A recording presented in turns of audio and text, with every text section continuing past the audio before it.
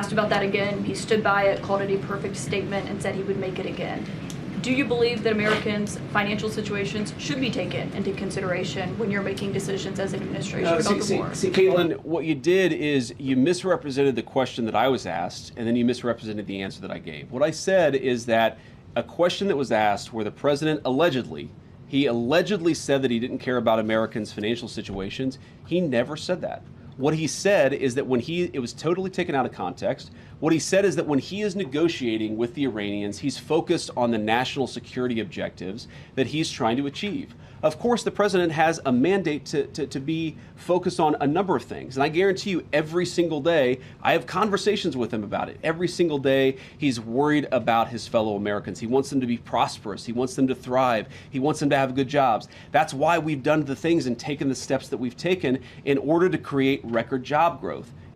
Prefers to get that settlement. I think the Iranians prefer to get that settlement.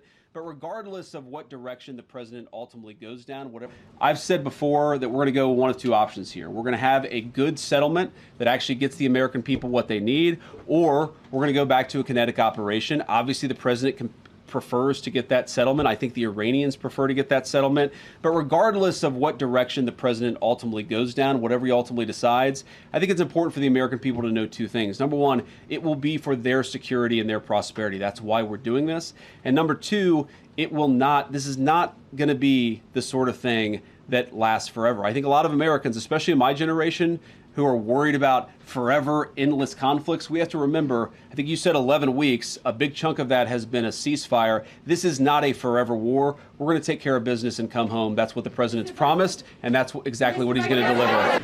Americans, according to recent polling, are increasingly describing the president as corrupt.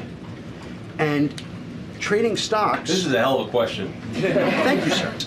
How can you and your administration argue to Americans that you're cleaning up corruption, you're preventing fraud, you're fighting the sorts of things that harm people and people's financial situations, when the president seems to be talking up stocks that he owns, selling them, and enriching himself? Okay, so here, let me answer your question here. That was a doozy. Before I answer your question, I want to just observe there are different ways to ask a question. Okay, you can just ask a question and try to get your answer, or you could do like a speech where you say, Mr. Vice President, you're a terrible human being, and so is the president, and so is the entire cabinet, and then I'm like, what's your question? And then your question is, how dare you? Come on, man. Have a little bit of objectivity in the way that you ask these questions, because there were a lot of things in that speech masquerading as a question that didn't actually get asked, okay? Number one, the president doesn't sit at the Oval Office on his computer on his Robinhood account buying and selling stocks. That's absurd. He has independent wealth advisors who manage his money. He is a wealthy person. He has had success in business. He's not making these stock trades himself. And your question imputes that. It doesn't say it exactly, but a reasonable person listening to that question would assume the president is sitting around and doing that. He's not. Second of all, you're right. I am a big fan of banning members of Congress from trading stocks. So is the President of the United States. If you like this video, then like, share and subscribe to ET Now.